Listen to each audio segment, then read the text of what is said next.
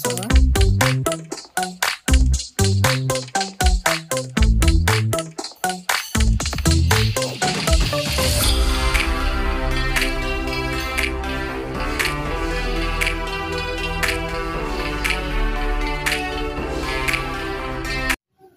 Assalamualaikum warahmatullahi wabarakatuh.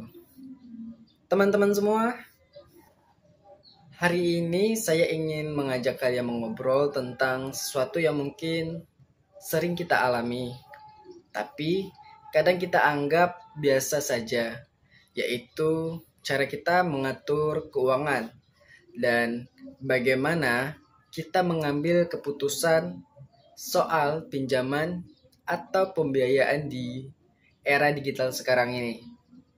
Nah, sekarang ini semua serba cepat dan instan.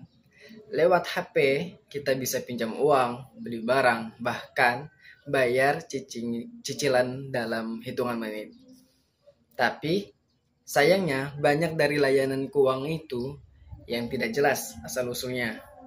Banyak yang mengandung riba, biaya tersembunyi, bahkan tidak manusiawi dalam menagih utangnya. Kita sering dengar banyak orang terjebak dalam pinjaman online ilegal.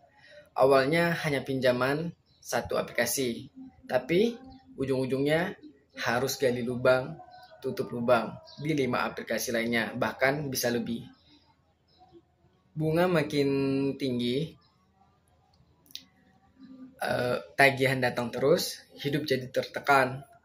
Padahal Islam dengan tegas melarang praktik seperti itu. Riba bukan hanya haram, tapi juga merusak keadilan dalam transaksi. Lalu solusinya apa? Alhamdulillah, sekarang kita hidup di zaman teknologi, tapi teknologi yang bisa diarahkan untuk kebaikan. Salah satu bentuknya adalah fintech syariah. Apa itu fintech syariah? Fintech syariah adalah layanan keuangan digital yang berbasis syariah Islam. Tidak ada bunga, tidak ada riba, dan semua transaksi dilakukan dengan akad yang jelas dan adil. Nah, contohnya seperti mudharabah, yaitu kerjasama antara pemilik dana dan pelaksana usaha dengan sistem bagi hasil. Dan untuk contoh yang lainnya itu ada musyarakah. Musyarakah itu yaitu kerjasama modal dari 2 pihak atau lebih, atau akad jual beli yang halal. Nah, untuk contoh berikutnya juga ada murabaha, dengan harga seperti musyarakah tetapi dengan harga yang disepakati dari awal. Nah, semua ini menghindari gharar, yaitu ketidakjelasan atau penipuan. Jadi, kita tahu betul dari awal uang itu digunakan untuk apa, akadnya seperti apa, dan hasil akan seperti apa. Nah, fintech syariah juga sangat penting untuk meningkatkan inklusi keuangan umat. Artinya, semakin banyak orang, terutama yang belum pernah berurusan dengan bank, sekarang kita bisa mengakses layanan keuangan yang aman dan halal. Coba kita bayangkan, para pedagang kecil, petani, atau mahasiswa bisa dapat pembiayaan tanpa takut bunga tinggi, tanpa harus pergi ke bank besar, cukup lewat HP saja. Nah, ini adalah langkah nyata dalam pemberdayaan ekonomi umat. Fintech syariah ini memberikan jalan bagi umat Islam untuk berkembang tanpa harus melanggar prinsip agama.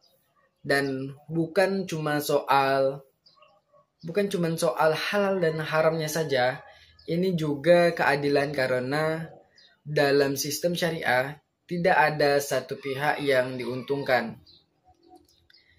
Tidak ada satu pihak yang diuntungkan secara sepihak. Nah, semua itu untuk untung bersama. semua rugi bersama. Berbagi risiko dan berbagi hasil. Makanya saya ingin mengajak teman-teman semua, yuk mulai gunakan layanan keuangan yang halal, transparan, dan adil. Jangan tergoda lagi dengan yang instan, tapi haram. Kita bisa kok membangun usaha meraih impian dan sukses tanpa adanya riba. Kita hidup di era digital, tapi jangan sampai iman kita tergadaikan oleh kemudahan yang palsu. Fintech syariah adalah solusi modern yang sesuai dengan nilai Islam. Mari kita dukung perkembangan ekonomi syariah. Kita kuatkan ekonomi umat dengan cara yang benar, bersih, dan penuh keberkahan. Sekian dari saya. Wabillahi taufiq wal hidayah. Wassalamualaikum warahmatullahi wabarakatuh.